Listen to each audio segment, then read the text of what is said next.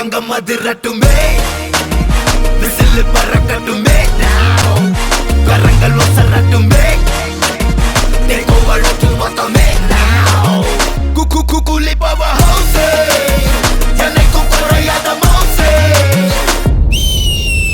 உன் மேல எனசுகளுக்கும் தனிகளுக்கும் பொருசுகளுக்கும் பாமரனுக்கும் குமரிகளுக்கும் லவுஸே।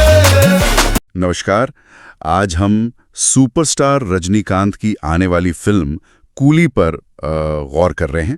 इसको लेकर भाई ज़बरदस्त चर्चा है और हमारे पास जो जानकारी है ना उससे तो यही लगता है कि ये सिर्फ एक फिल्म नहीं बल्कि मतलब एक बहुत बड़ी घटना होने वाली है। हाँ बिल्कुल। तो चलिए इस फिल्म की कहानी, किरदार, इसे बनाने का तरीका और फिर रिलीज से जुड़ी खास बातों की थोड़ी गहराई में उतरते हैं। बिल्कुल, और उम्मीदें तो बहुत ज्यादा हैं। सही कह रहे हैं आप, खासकर इसलिए कि निर्देशक लोकेश कनराज और रजनीकांत पहली बार साथ आ रहे हैं। ये जोड़ी मतलब अपने आप में ही काफी कुछ कहती है। देखना है कि पर्दे के पीछे असल में क्या पक रहा है। हाँ, तो सबसे पहले कहानी पर ही आते हैं। रजनीकांत साहब वो देवा नाम की एक कूली का किरदार निभा रहे हैं जिसका कनेक्शन सोने की तस्करी से बताया जा रहा है। ऊपर से तो बिल्कुल एक आम मजदूर, लेकिन कहा जा रहा है कि किरदार में कई परतें हैं। हाँ। क्या ये लोकेश कनाराज का सिग्नेचर स्टाइल हो सकता है? मतलब एक साधारण दिखने वाले किरदार के पीछे कोई असाधारण कहानी? लगता तो बिल्कुल यही है। और जो बात इसे और दिलचस्प बनाती है वो है विलेन का किरदार, नागार्जुन, जो साइमन का रोल कर रहे हैं। और ये उनका पहला नेगेटिव रोल है किसी फिल्म में। हाँ, ये तो बड़ी खबर है, नागार्जुन नेगेटिव रोल में। बिल्कुल, और ये सिर्फ कास्टिंग का चमक नहीं है। एक इतने अनुभवी एक्टर को इस तरह के रोल में देखना, वो भी लोकेश के निर्देशन में, स्क्रीन पर एक जबरदस्त टकराव पैदा कर सकता है। उनकी जो एक शांत सी छवि है ना, उसके बिल्कुल उलट ये किरदार कितना खतरनाक होगा, ये देखना वाकई रोचक होगा। सही बात है।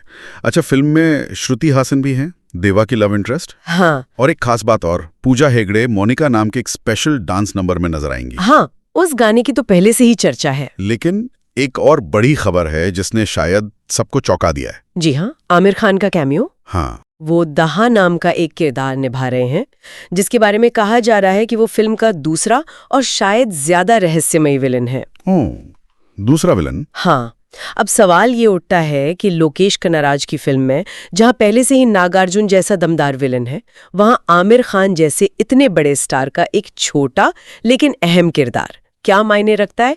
क्या ये सिर्फ एक कैमियो है या फिर कहानी का कोई बहुत जरूरी मोड़? ये वाकई सोचने वाली बात है। मतलब क्या ये किरदार कहानी को किसी बिल्कुल अप्रत्याशित दिशा में ले जाएगा? लोकेश अपनी फिल्मों में किरदारों का जाल बुनने के लिए जाने तो जाते हैं। हाँ, वो तो है। खैर, फिल्म की मेकिंग भी सुनने में आया है काफी बड़े पैमाने पर हुई है।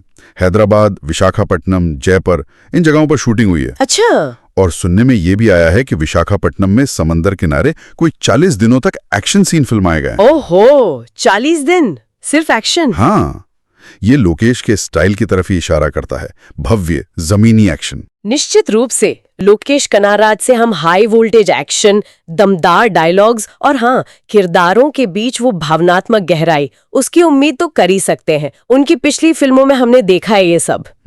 और संगीत की बात करें तो अनिरुद्ध रविचंद्र, उनका म्यूजिक तो पहले ही धूम मचा रहा है, खासकर वो मोनिका गाना। हाँ, वो तो है। लोकेश की फिल्मों में संगीत सिर्फ बैकग्राउंड स्कोर नहीं होता, वो कहानी का एक जरूरी हिस्सा बन जाता है। बिल्कुल। और अब आते हैं उस बात पर जिसका सबको इंतजार है, फिल्म का ट्रेलर और म्यूजिक। हाँ। वो 2 अगस्त 2025 को चेन्नई के जवाहरलाल नेहरू स्टेडियम में एक बहुत बड़े इवेंट में लॉन्च किया जाएगा। अरे वाह। और खबर है कि रजनीकांत खुद वहां मौजूद रहेंगे, शायद लाइव परफॉर्मेंस भी होंगी। ये प्रमोशन का लेवल बता रहा है कि मेकर्स इसे कितनी गंभीरता से ले रहे हैं, जाहिर है।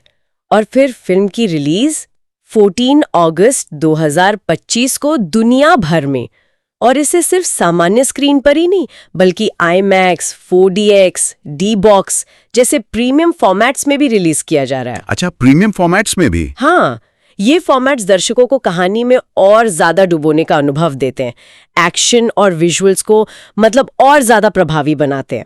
और एक दिलचस्प बात यह है कि अमेरिका में इसकी एडवांस बुकिंग अभी से रिकॉर्ड बना रही है। अभी से? हाँ, जो रजनीकांत की ग्लोबल अपील और फिल्म को लेकर अंतर्राष्ट्रीय स्तर पर जो उत्सुकता है ना, उसका सबूत है ये। तो मतलब कुल मिलाकर देखें तो कूली में रजनीकांत का एक मल्टी लेयर्ड किरदार है।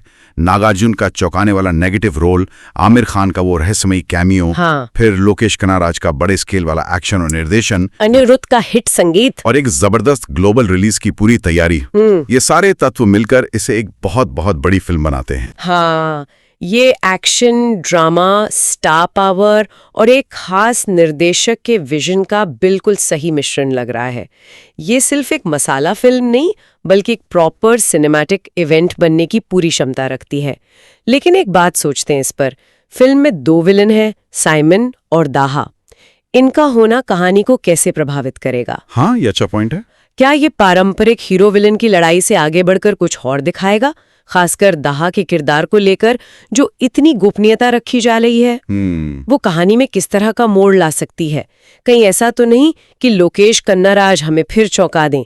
शायद असली कहानी इन 2 विलेंस के आपसी टकराव में हो, या उनके पीछे कोई और बड़ा राज छिपा हो सकता है।